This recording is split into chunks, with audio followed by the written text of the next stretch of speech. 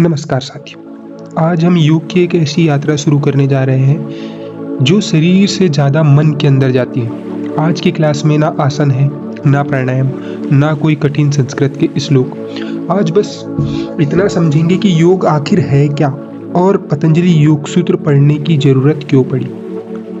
अगर आज की बात समझ में आ गई तो आगे का पूरा योग अपने आप समझ आ जाएगा। आप में से ज़्यादातर लोग योग क्यों सीखते हैं? कोई कहेगा कमर दर्द के लिए, कोई कहेगा टेंशन, कोई नींद नहीं आती है और कोई कहेगा मन भारी रहता है और कोई सिर्फ इसलिए क्योंकि डॉक्टर ने कहा है। लेकिन एक बात सोचिए, अगर शरीर ठीक हो जाए और मन रोज परेशान करे तो क्या जीवन सही लगेगा? नहीं ना। जैसे घर नया बना हो लेकिन घर के अंदर रोज लड़ाई हो रही हो तो घर सुखी नहीं कहलाएगा। तो यहीं से योग की शुरुआत होती है। आजकल योग का मतलब समझ लिया गया है, चटाई बिछाई, 2-4 आसन किए, फोटो खिंचाई, वीडियो बनाया, लेकिन असली योग ऐसा नहीं है। श्रीमद् भगवद गीता में भगवान श्री कृष्ण कहते हैं योगा कर्मसु कौशलम, यानी जो कार्य आप कर रहे हो उसे निष्ठापूर्वक करना या उसमें संतुलन लाना, वही योग है। अब सवाल आता है, यह सब किसने सिखाया? महर्षि पतंजलि कोई भगवान नहीं थे और ना ही कोई जादूगर थे।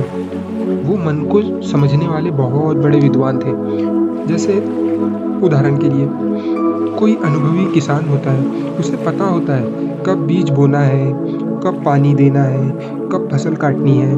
वैसे ही महर्षि पतंजलि जी को पता था मन कब भटकता है, कब शांत होता है और कैसे संभाल जाएगा। महर्षि पतंजलि से पहले भी योग था, लेकिन बिखरा हुआ था, किसी जंगल में, किसी आश्रम में, किसी गुरु के पास।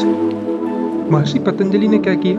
उन योग के सूत्रों को बांध दिया, यानी सूत्र यानी गांठ, ताकि ज्ञान बिखरे नहीं। जैसे माला में मोती धागे से बंधे होते हैं, वैसे ही योग का ज्ञान सूत्र से बांधा है। बहुत लोग सीधे सूत्र बोल देते हैं, योगस्य चित्तवृत्ति निरोधः, और सामने वाला सोचता है भाई यह क्या बोल दिया।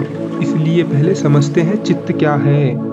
चित्त कोई भूत नहीं है। चित्त मतलब आपका पूरा अंदर का सिस्टम। मन सोचता है, बुद्धि फैसला लेती है, अहंकार मैं कहता है। इन तीनों को मिला जुला रूप चित्त है। जैसे कि मोबाइल में स्क्रीन पर हम बहुत सारी चीज़ें देख पाते हैं, लेकिन उसके पीछे बहुत सारे सिस्टम या ऐप चलते हैं। वैसे ही दिखता एक काम है, लेकिन हमारे अंदर हजारों विचार चलते रहते हैं। एक आदमी रोज कहता था मेरा मन बहुत खराब रहता है। किसी ने पूछा क्या हुआ? बोला कुछ नहीं, बस मन ही खराब है। यही चित्त की हालत है, बिना वजह परेशान। योग डरने की चीज़ नहीं, योग भागने की चीज़ नहीं है, योग धीरे धीरे समझने की चीज़ है। अगर आज की बात आपको पसंद आई हो तो चैनल को सब्सक्राइब करें, लाइक करें, शेयर करें।